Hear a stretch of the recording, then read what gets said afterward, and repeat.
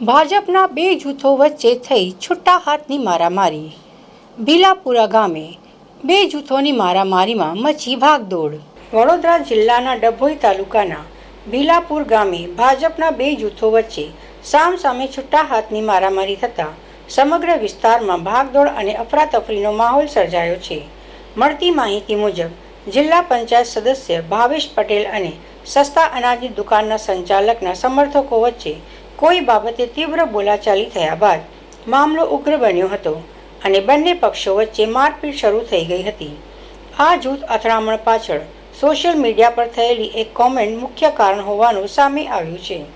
જિલ્લા પંચાયત સદસ્ય ભાવેશ પટેલના ફેસબુક પેજ પર કરવામાં આવેલી કોમેન્ટને લઈને બંને પક્ષો વચ્ચે વિવાદ વકર્યો હતો.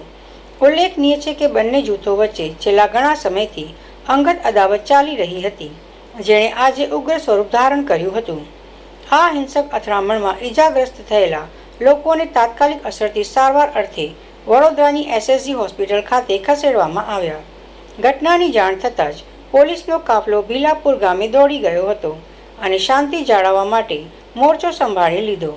હાલ પોલીસે આ મામલે ગુનો નોંધી આગળની કાયદેસરની તપાસ હાથ ધરી છે.